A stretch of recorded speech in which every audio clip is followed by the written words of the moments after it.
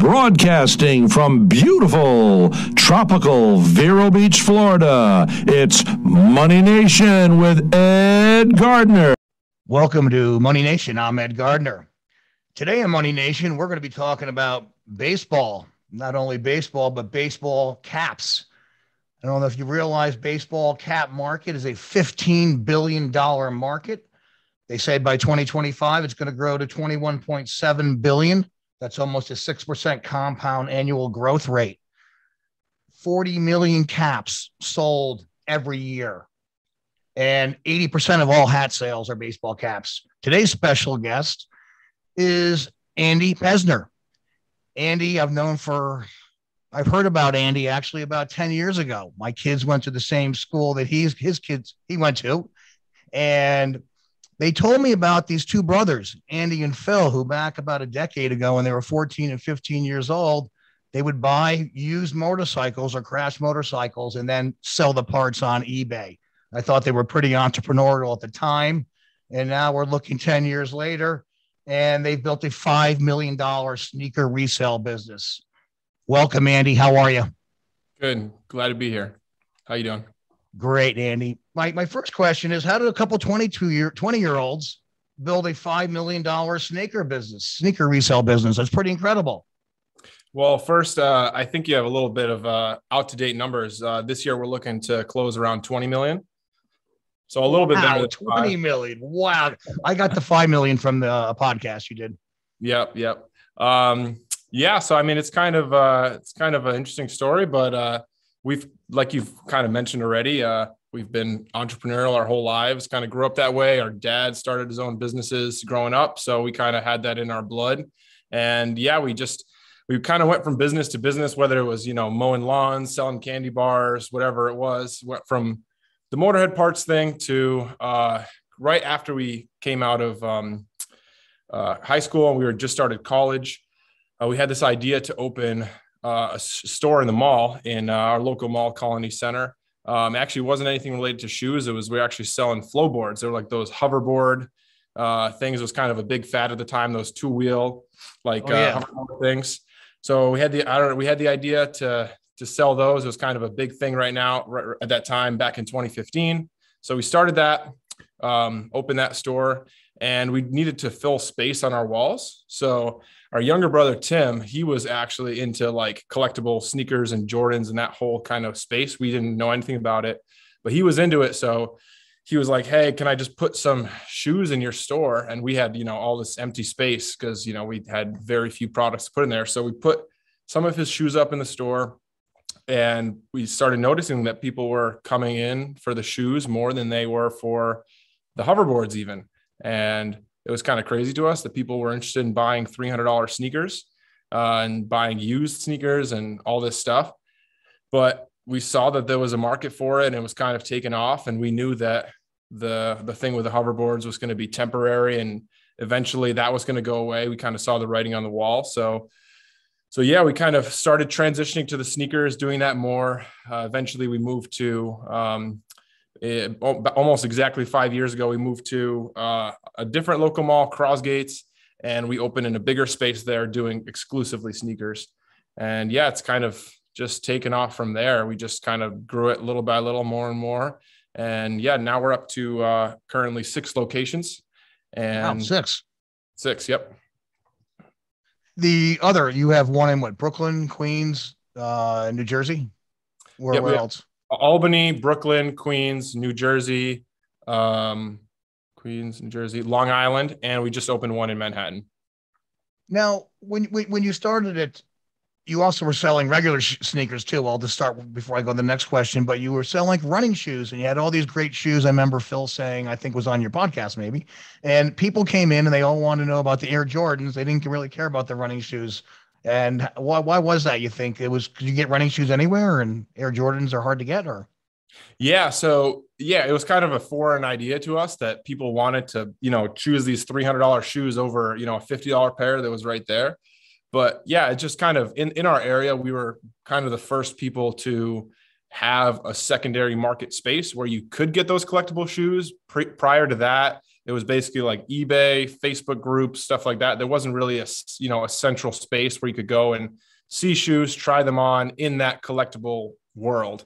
So that really took off. And we basically found out that there's this big market and there's this big group of people that collect shoes and care about the brand and the limited edition Jordans and all that stuff. And since then, it's definitely become a lot more mainstream, but that was that starting point of that group of collectors that really was into sneakers. Your company's named Laced Up. You have much competition? Has the competition grown since they've seen you guys grow so fast? Is there anyone else out there trying to compete with you? Oh yeah, for sure. There's tons of stores, especially down closer to New York City. I would say there's probably dozens of similar stores. Okay. Yep. What makes you different? What makes you different? Why is Laced Up doing so well? So a lot of the other stores that are out there are open in kind of spaces on the street. So they're not in malls. So just having to be in malls early on, we kind of made that decision. We wanted to be in malls because just like the natural higher foot traffic. But it also does come with significantly higher rents, like stringent mall required opening hours, and then build out and appearance and, requirements. So that kind of forced us to take things a lot more professionally from the get-go. And I think that set us up well to kind of continue that out throughout the company. So I think what we offer is we do really focus on great customer service in all of our stores. Our staff are trained on making sure that everyone that steps foot in the store is given the best possible experience. We have a great selection. We work really hard to find shoes from every corner of the earth and fill our stores with great product that you might not be able to find elsewhere. And it'll be difficult to find it consolidated in a central space. I just think we do, creative things with social media and the way we do our store build outs and just different events and things we do. We have in our Manhattan store, we have this thing called Saturday Steals. So on Saturday mornings, we'll drop like 20 pairs of shoes basically at cost. So people can come in and get like a pair of shoes for like a crazy steal that might be worth more. So different things to kind of engage the community and make it more interesting than just a store. What's the price point of these collectible sneakers, the Jordan stuff? They 300, 400, 500, or what's the range on those? I think our average selling price sits somewhere around $300, both for Jordans and Yeezys, and it definitely can go up significantly higher than there. The most expensive pair we ever sold was actually just recently Manhattan sold a pair of Spike Lee, his son, sold us a pair of shoes that he wore I think he wore it to an Emmy or some kind of award show, but it was a pair of Jordans that Nike made just for him. And it was one of one, only one that existed on the planet. And we just sold that recently at our Manhattan store for $9,000. So that's kind of the top, but that's the top echelon. That's amazing. $9K. Now, do people who buy these collectibles, do they wear them or do they just save them? Is it like an investment? I would say the majority of our customers wear their shoes. It's more of a fashion decision than it is an investment decision. I will say I definitely have seen there are people that buy shoes, whether they're intending to or not, they'll end up getting a shoe and then it ends up going up in value a lot. Like, for example, there's a Nike shoe called the Tom Sachs Mars Yard, and it's like a shoe designed after, I think, what was worn in space. So it came out a few years ago, and originally the market on it was about $1,000. So I even knew some friends that in our space that had a pair and then even sold them for, $1,000, maybe a little more than that. And now that shoe goes for probably $7,000 to $9,000. So there's definitely people that capitalize on that and buy shoes for the purposes of collecting them and hoping that they go up in value. In the world of online buying, which is exploding everywhere, you guys went with the brick and mortar stores. Is the reason why it's a better environment to sell these sneakers? So why'd you go with that? Yeah. So we've always had an online element to our business. We do all of our marketing mainly through Instagram and other social media. And we have a website and all of our products are available on our website. But the reason that we kind of have found our niche in brick and mortar and why I think it's worked well for us is that what I like to say is that we don't really provide a product. We provide a service. Our service is you can come and get an expensive pair of shoes. You can see it in person. You can try it on. you can know that it's authentic, and you can leave with it that day. So what we really offer is that guarantee of authenticity and the convenience of finding all of these things in a central space. So that's why online we're not as competitive. There's definitely a lot of other places you can buy shoes online with more competitive pricing. But what we sell is kind of that in-person convenience. And people really, when they buy a $300-400 pair of shoes, it really is kind of a really personal purchase for them. And they want to be able to see that shoe, touch that shoe, know that it fits them, know that it looks good on them. And as I would as well, if I was going to spend that kind of money, I rather than take a shot in the dark online. And then, you know how it is with buying online, things might not look the same way as in the photos, or they might just not fit you the same way. So people really like that convenience and that service that we offer. Also, you get a lot of times online, you get a lot of returns. Like people take them or they said they didn't get them. There's all kinds of other issues, right? Of selling online versus the store. Oh, absolutely. Yeah. Returns, people, worn shoes, and worn shoes are worth significantly less than a brand new pair. Brand new, they're in the industry, they're called dead stock pairs. So as soon as a shoe is worn, the value goes down significantly. So yeah. And there's a lot of issues with selling online. Not that we shy away from it, but we've just kind of found more success with brick and mortar. Well, the Spike Lee's kids shoes, they held their value. He wore those, right? So they were worn, but that was a special pair, right? Yeah, that's kind of a different example of a one of one. Right. Yeah. What are the percentages for laced up for the sneakers? Mostly online, mostly in the store, some online? Mostly in store. I would say probably in the area of 70 to 80% in store and 20 to 30% online. Fantastic. How's business going? You grew from 5 million to 20 million. You're on fire. You're exploding. What's up for laced up in the next year or two? You gonna expand? You gonna move more stores? What's going on? It's funny. My brother, the other owner of the company, he's a lot more into the idea of expansion. He wants to open stores like this. I'm a little bit more, especially at this point, I'm a little bit more, I would say, like conservative on that front. I'm like, let's, make sure everything's running smoothly. Let's optimize what we have, where he's kind of wants to, charge forward. So there is a couple things we're looking at. I think he's really interested in opening a store in the Bronx area, because in the whole New York City space, that's kind of the one area that we don't have a store yet. So definitely a new store is a possibility. Besides that, I think expanding to more product lines. There's a lot of especially in the space of like designer clothing, Gucci, Balenciaga, we're starting to see that there's a demand for that kind of clothing as well. So between that and the things we have going on with our hats, that's kind of the big exciting things coming in the future. So that's where you're going to go to more clothing and things like that, broaden your retail base and your inventory.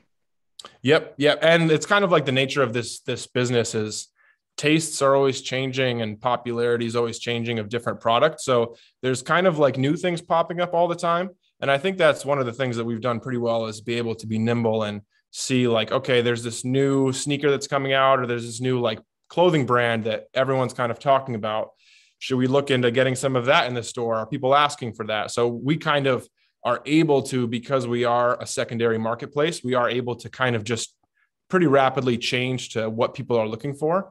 So yeah, we're always looking for that next thing, what the next clothing line, the next shoe, whatever it is that people want to buy. Sneakers, they've done very well the last 5 years. You expect them to continue on as well as they've done over the next couple of years? Does it look strong? The sneaker market overall is strong. What do you think? Yeah, absolutely. I think it's only the beginning. And I think whether it's the way, whether it's Jordans or Yeezys now or something else down the road, I think there's always going to be, especially in the fashion space, I always think there's going to be those lines of products that people want bad enough to pay more than retail for. And companies like Nike and Adidas know this as well. So they're always going to be focusing on releasing products that are highly desirable and limited edition. So there's always, I think, going to be a need in the market for somebody to be that third party, that place where you can go and find those things when you can't get them firsthand. Andy, we're going to take a quick break here. Remember, listeners, any questions at all about your investments, your portfolio, you can always feel free to give me a call at 518-255-8854, or you can email me at edgardner@cutterco.com. moneyNation.com. We'll be right back. All opinions expressed by Ed Gardner and or his guests on the Money Nation show are solely Ed Gardner's and or his guests' opinions and do not reflect the opinions of Cutter & Company or any of their affiliates. You should not treat any opinion expressed by Ed Gardner and or guests as a specific inducement to make a particular investment or follow a particular strategy, but only in as an expression of their opinion. Ed Gardner's and his guests' opinions are based on information he considers reliable, but neither Cutter & Company nor affiliates and or subsidies warrant its completeness or accuracy, and it should not be relied upon as such. Always talk to your financial advisor before making such decisions. Welcome back to Money Nation. Andy, let's talk about your next product, which is the Capsule Hats. Now, I see behind you, you have all those hats stacked behind you. Tell us a little about these hats. These hats are collector's items. They go very quickly. Tell us about that. And since I happen to have one of these, how does it look? Looks great. Tell us about it, Andy. Yeah, absolutely. How'd you get started with it? So we actually, we've been trying to get a New Era account for a long time. We actually applied for a New Era account back in 2015 when we moved to our first store to Crossgates. So when we opened our first Laced Up, we tried to get an account. They kind of denied us for 5 years. And basically just this last year, almost exactly a year ago, they finally approved us for a wholesale account. And the way it works with New Era is you get to basically design your own hats. So all of our hats that we release are completely custom designed by us. So we get to choose every material, the colors, every logo. So like this is an Astros hat with a 50th year anniversary patch. And we actually were able to choose the upper color, the undervisor color, the base color, every stitch pattern in here. We basically get to choose every single color. So it allows for a huge level of customization. And what we found is that there's this huge market for hats basically, and people really care about the color of the hats, and they love the limited edition nature of hats. So we kind of try to give a story behind our hats. So like this hat right here, for example, this is from our Halloween collection. So we make these special pins.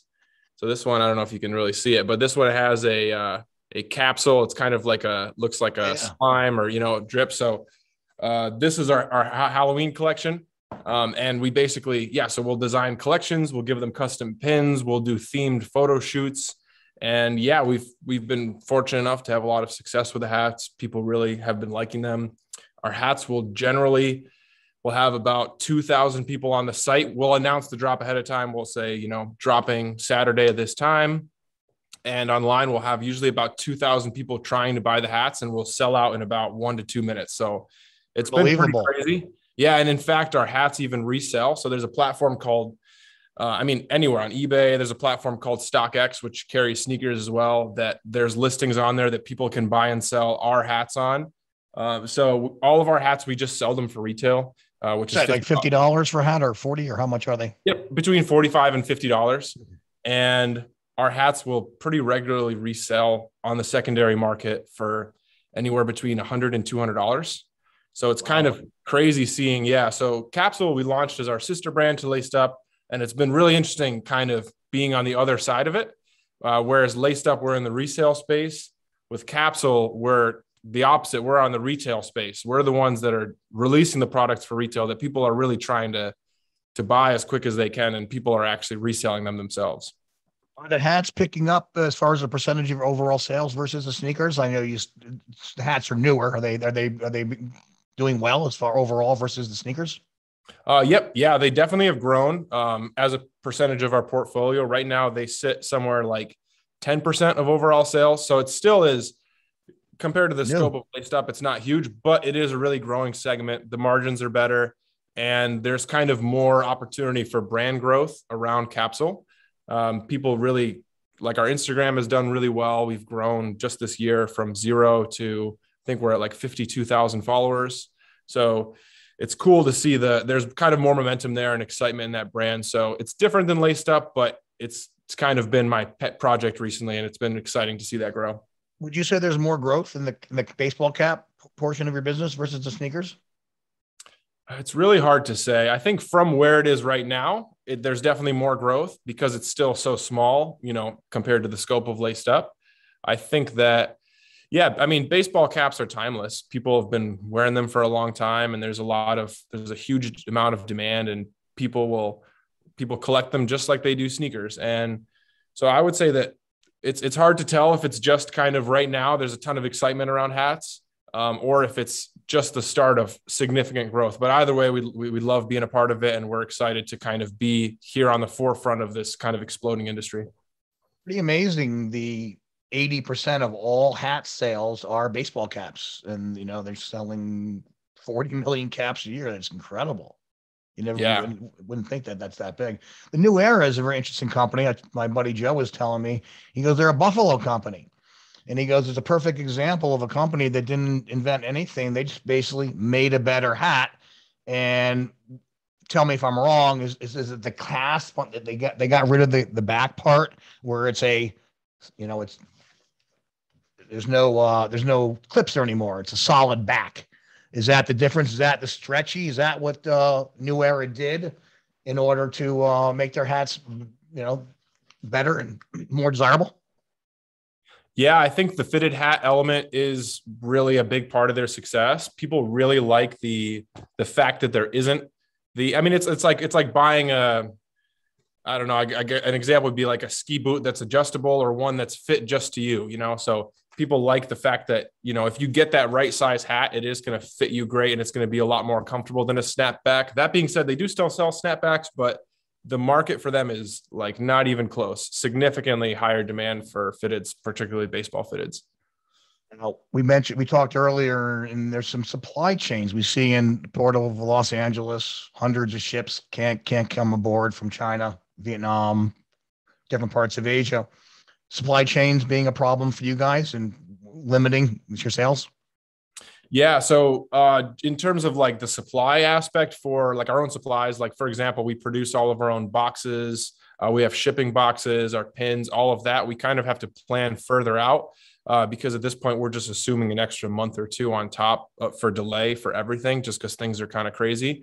And then also from New Era, unfortunately, right now, they're limiting the number of custom hats that all like hat accounts can order right now, just because of like the general global supply chain shortages. They're doing their best with it, but just like it's like one thing after another between the ships being backed up and, staffing issues and then like factory issues. It's just such a crazy time right now that it's kind of forced a limited number of hats to be actually produced. And there's definitely significantly more demand than there is supply right now. And it's interesting because it's created a bottleneck, and it's kind of grown the resale market of the hats because there's less of them coming out. So now people want them more and more because it's harder to get them. So you when you come out with a new hat, now my hat here is the Yankee hat. And is that the 1986 World Series? Is that my hat, 86 World Series? I think you got a 96. 90. Yeah, there it is. There it is. Okay. 98. 98. And then I have this little tab here. Is that a capsule type of a pinner? Yep. So we have a ton of different pins. We have our regular ones, and then we have our special edition ones, like this Halloween one here.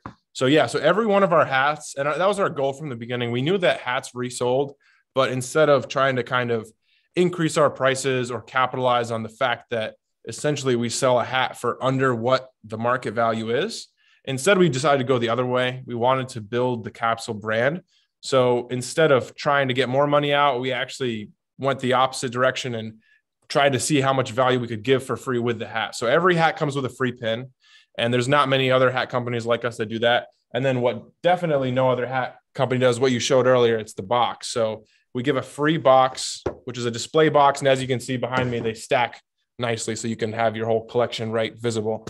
So every hat will come with a free pin and a free box. So we try to provide as much value as we can and provide a great experience. And we came in as a little bit of the underdogs. There's some big names in the hat industry that have been doing this for a while. So we kind of were like, all right, let's deconstruct the whole hat buying process and what can we do that's different, that nobody's doing, and that can make, every time you purchase a hat from us, your unboxing experience as exciting as possible. You'll get, the free pin, the free box. There's a free tote bag that we'll throw in with every hat. So we kind of just want every single buying experience to be as exciting as possible. Now, you said with the sneakers, people basically buy them and wear them. They're cool to wear and they're a fashion accessory. the hats. Do people wear the hats, or you think they collect them and trade them and try to sell them online? Is there a difference? Yeah, I would say, interestingly enough, I think hats, more people actually will collect them and hold on to them. There's definitely a big group of people that'll wear them. But sometimes people will, and it's interesting that with the hats, that people will buy teams that they don't necessarily support in the sport. So like people will buy hats based on the design. So like, for example, our one of my coworkers, Dave, who designs all the hats, he is a diehard Yankees fan. He's been his whole life, but he will wear, a Diamondbacks hat, and he'll wear a Phillies hat if he thinks the design's cool enough. So interestingly enough, there's a little bit less loyalty to a specific team. It's more so like loyalty to a design or a designer. You said one team was really hot too. I remember, about a week ago we spoke. You said there's a one hat that everyone liked. Was it the 49 San Francisco, or there was one hat you said that was yeah, I think it was the Angels. I think it was Angels. Yeah. Why is that? Why are the California Angels popular right now in hats? I think they just have a great front logo, and there's a lot you can do with it. Right. So like, for example, just to show you a little difference, like Yankees hats, the majority of them, it's a single color front logo. Yep. So, it's the Yankees logo. You can't change all of the different little parts to be different colors. It's that one logo. Versus if you look at this Angels hat, there's like 4 colors in this one. And if you wanted to, you could have 10 different colors in it. So it's interesting that and they have some great side patches as well. So yeah, the Angels, just people love them. There's a huge base of fans in California, but there's also people that just love the designs. One hat has been your best hat ever, sold out the quickest, or the most demand, or sells for the biggest resale, would you say, of all your hats you've done? How many have you done so far? We've released probably 100 and probably about 150 different styles by now. I got.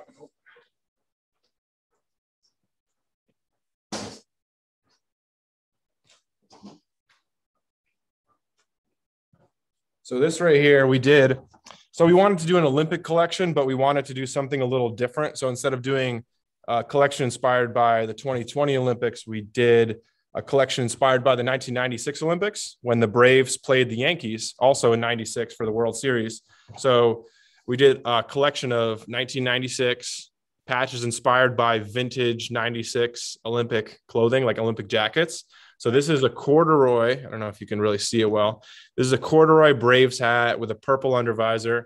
And we have our special Torch Olympic capsule pin on it. So this hat has probably been the single most requested, hard to get, resold hat. This hat resells for somewhere like $200. Wow. It's a beautiful hat. Would you ever do any other sports? Baseball, hockey. I know baseball is a baseball cap, but would you do any other sports with caps at all, like Giants or? Yeah. It's interesting that I think my theory why baseball does so much better than all the other sports is because the players actually wear the hats on field.